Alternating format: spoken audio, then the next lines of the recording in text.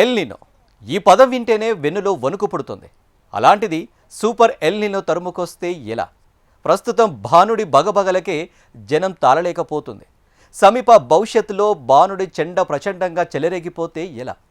ఎండలు మరింత ముదిరి నైరుతి ఋతుపవనాలు స్తంభించి మొరాయిస్తే, వర్షపాతం సాధారణం కంటే తక్కువగా నమోదైతే, కరువు రక్కసి ప్రళయ తాండవం చేసి అన్నదాత నడ్డి విరిస్తే పరిస్థితి ఏంటి? ఊహించడానికే ఎంతో కష్టంగా ఉంటుంది. వాతావరణ నిపుణులు అదే హెచ్చరిస్తున్నారు. భారత్లో ఉపరితల ఉష్ణోగ్రతలు అసాధారణంగా పెరిగి ఎల్ నినో తీవ్ర ప్రభావం చూపనుందట. ఆ వాతావరణ నిపుణుల అంచనాలేంటి?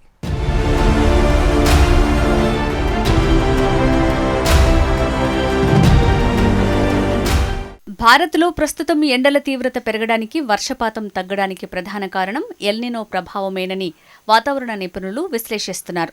పసిఫిక్ మహాసముద్ర ఉపరితల ఉష్ణోగ్రతలు అసాధారణంగా పెరగటం వల్ల ఈ ఎల్ నినో ఏర్పడుతుందట. ఎల్ నినో వల్ల ఆకాశం నిర్మలంగా ఉండటం, మేఘాల ఆచ్ఛాదన తగ్గటం వల్ల సూర్యశక్తి నేరుగా భూమిని చేరుతుంది. దీని ఫలితంగా ఏప్రిల్, మే నెలల్లో సాధారణం కంటే అధిక ఉష్ణోగ్రతలు నమోదవుతాయి. ఎల్ నినో వల్ల పసిఫిక్ నుంచి భారత్ వైపు వీచే రుతుపవన గాలులు బలహీనపడతాయి. దీనివల్ల నైరుతి రుతుపవనాల రాక ఆలస్యం కావటమే కాకుండా వర్షపాతం సాధారణం కంటే తక్కువగా నమోదయ్యే అవకాశం ఉంది.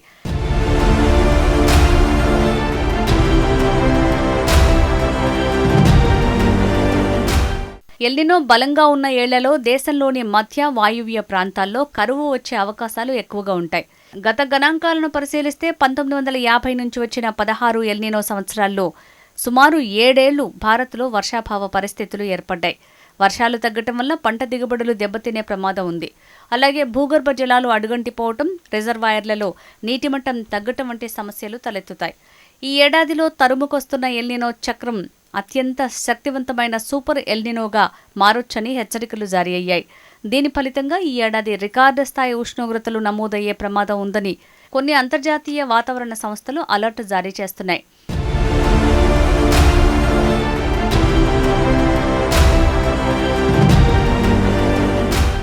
పసిఫిక్ మహాసముద్రంలో ఉష్ణోగ్రతలు 0.5 డిగ్రీలు పెరిగినా అది వర్షాలపై ప్రభావం చూపుతుంది. దీన్నే ఎల్ నినో కండిషన్ అని పిలుస్తారు. ఉష్ణోగ్రతలు సాధారణంగా 2 డిగ్రీల కంటే ఎక్కువగా పెరిగితే సూపర్ ఎల్ నినో ఏర్పడినట్టు చెప్తారు.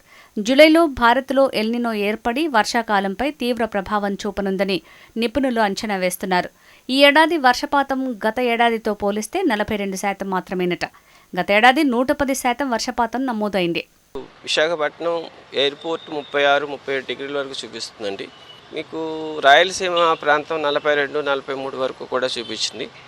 అంటే ఇక్కడ మనకి హీట్ వేవ్ కండిషన్స్ పెద్దగా కనిపించట్లేదు. ఇప్పుడు మీకు ఈ కంగారు పడవలసిన అవసరం లేదు. కాకపోతే మీకు ఉక్కపోత కింద కోస్టల్ ఏరియాలో ఉక్కపోతగా ఉంటుంది. అంటే 34 డిగ్రీస్ ఉన్నట్లయితే మీకు 38-39 కింద ఫీల్ అవుతూ ఉంటారు హ్యూమిడిటీ ఉండటం వలన. కాకపోతే ఏంటంటే ఇక్కడ ఆనందించదగ్గ విషయం ఏంటంటే మనకి సైక్లోనిక్ వర్టిసిటీ చిన్నగా, అంటే మనకి ట్రఫ్ అన్నది సౌత్ పెనిన్సులర్ ఇండియాలోని ఈ టైంలో ఉంటుందండి. అంటే ఇంకోటి ఏంటంటే యాంటీ సైక్లోనిక్ కండిషన్, అంటే మనకు అరేబియన్ సీ మీద ఒకటి, అలాగే బే ఆఫ్ బెంగాల్ మీద కూడా ఉంటుంది. దానివల్ల ఏమవుతుందంటే ఆ హై ప్రెషర్ నుంచి లో ప్రెషర్కి, అంటే భూమి మీదకి గాలులు వస్తాయి. భారత్లో సర్వసాధారణంగా ఎండాకాలంలో బయటికి వెళ్లాలంటే భయం. ప్రస్తుతం వాతావరణంలో తేమ శాతం తగ్గిపోయింది. ఎండల తీవ్రత 40 నుంచి 45 డిగ్రీలు నమోదవుతున్నాయి. మధ్యాహ్నం వేళ ఎండల తీవ్రత, సాయంత్రం వేడిగాల్పులకు తోడు పొల్యూషన్. బయటికి వెళ్లాలంటే జనం జంకుతున్నారు. ఎండవేడికి వడదెబ్బతో అల్లాడుతున్నారు. నడినెత్తిన ఎండ, రోడ్డుపై నుంచి వస్తున్న సెగతో వాహనదారులు కూడా తీవ్ర ఇబ్బందులు పడుతున్నారు.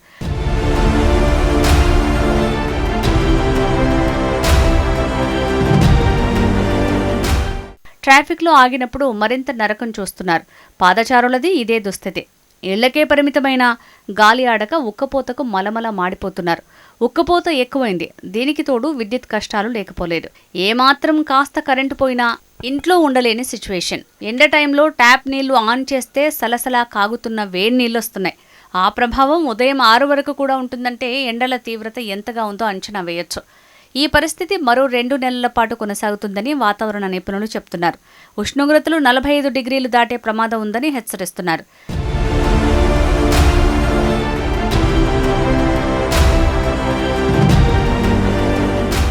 మే, జూన్ నెలల్లో సూర్యుని తీవ్రత మరింత పెరుగుతుందట. అంటే ఈ ఏడాది ఎండాకాలం సుదీర్ఘంగా కొనసాగుతుందన్నమాట. వాతావరణ మార్పుల కారణంగా వర్షం లేకుండా ఈ వేడి నుంచి తప్పించుకోవటం అసాధ్యమని చెప్తున్నారు. ఏపీలోని 215 మండలాల్లో 40 డిగ్రీలకు పైగా ఉష్ణోగ్రతలు రికార్డయ్యాయి. తెలంగాణలో అయితే ఏకంగా 45 డిగ్రీలకు అటూ ఇటుగా ఉష్ణోగ్రతలు నమోదవుతున్నాయి. ఇది సాధారణం కంటే 3 నుంచి 5 డిగ్రీలు ఎక్కువ. ఉష్ణోగ్రతలు ఎక్కువగా ఉత్తర తెలంగాణలో ఆదిలాబాద్, మంచిర్యాల, నిర్మల్, తూర్పు తెలంగాణలోని భద్రాద్రి కొత్తగూడెం, ఖమ్మం జిల్లాతో పాటు రాయలసీమను ఆనుకుని ఉన్న జిల్లాల్లో ఉష్ణోగ్రతలు కాస్త ఎక్కువగానే రికార్డ్ అవుతున్నాయి. మిగతా తెలంగాణ జిల్లాల్లో వీటి కంటే 2 లేదా 3 డిగ్రీలు తక్కువగానే ఉంటున్నాయి.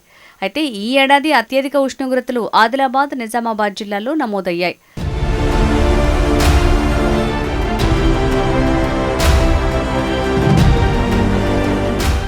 ఇదిలా ఉంటే మే నాటికి సాధారణం కంటే 3 లేదా 4 డిగ్రీలు ఉష్ణోగ్రతలు పెరిగే అవకాశాలున్నాయి. హైదరాబాద్లో 43 నుంచి 45 డిగ్రీల ఉష్ణోగ్రతలు రికార్డయ్యే అవకాశాలున్నాయి. అయితే గ్రేటర్ హైదరాబాద్ పరిధిలో ఉష్ణోగ్రతల పెరుగుదల అనేది ఇప్పుడు ఒకేసారి వచ్చిన మార్పు కాదంటున్నారు నిపుణులు. రాబోయే రోజుల్లో ఫ్రీక్వెన్సీ ఎక్కువగా అవడానికి ఆస్కారం ఉన్నదండి. అంటే దాన్ని సబ్సైడ్ చేయాలంటే లోకల్ కండిషన్స్ ఫేవరబుల్గా ఉండాలి. అటువంటి కండిషన్స్ ఉన్నప్పుడు మనకి ఎల్నినో ప్రభావం తగ్గుతూ ఉంటుందండి.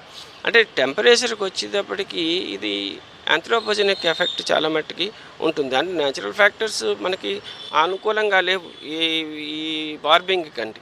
కాకపోతే మనకి ఆంథ్రోపోజెనిక్ అంటే మ్యాన్ మేడ్, అంటే మనం ఇప్పుడు చూస్తున్న ఎన్ని వెహికల్స్ చూస్తున్నారు కదా, ఇప్పుడు బోల్డ్ వెహికల్స్ వెళ్తున్నాయి. అదే ఒక 20 సంవత్సరాల కింద ఉన్నట్లయితే దీంట్లో ఫ్రీక్వెన్సీ అంత లేదు, అసలు వెహికల్స్ లోపలికి కూడా వచ్చేవి కాదు. 20 ఏళ్లుగా కొంచెంగా ఉష్ణోగ్రతల ప్రభావం పెరుగుతోందట.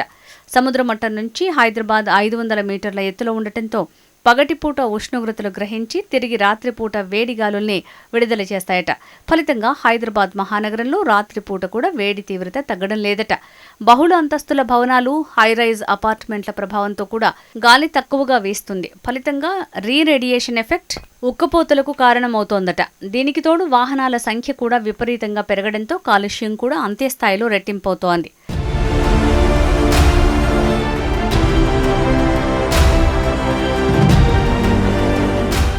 సాధారణంగా ఉష్ణోగ్రతలు 45 డిగ్రీలు దాటినప్పుడు మధ్యాహ్నం 12 గంటల నుంచి సాయంత్రం 4 గంటల వరకు ఎండ ప్రభావం ఎక్కువగా ఉంటుంది. ఈ సమయంలో ఎటువంటి జాగ్రత్తలు తీసుకోకుండా బయట తిరిగితే వడదెబ్బకు గురయ్యే ప్రమాదం ఉంటుంది. పరిస్థితి విషమిస్తే ప్రాణాలు కోల్పోయే ప్రమాదం కూడా లేకపోలేదు. అందుకే ఎండలో అత్యవసరమైతే తప్ప బయటికి వెళ్లొద్దంటున్నారు నిపుణులు. ఒకవేళ ఆ సమయంలో బయటికి వెళ్లాల్సి వస్తే తప్పనిసరిగా పలు జాగ్రత్తలు తీసుకోవాలని హితవు పలుకుతున్నారు. బయటికి వెళ్లినప్పుడు తల భాగం కప్పి ఉంచేలా టోపీ పెట్టుకోవాలి. లేదంటే కండువా లాంటి కాటన్ దుస్తులు చుట్టుకోవాలి. లైట్ కలర్ దుస్తులు వేసుకోవాలి. గంటకోసారి మంచినీళ్లు తాగాలి.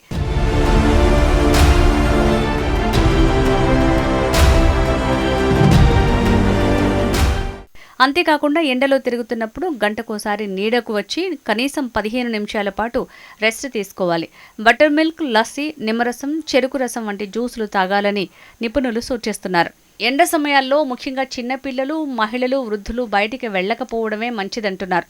మరోవైపు విపత్తుల నివారణ శాఖ హెచ్చరికల దృష్ట్యా తెలుగు రాష్ట్రాల అధికారులు తగు జాగ్రత్తలు తీసుకుంటున్నారు.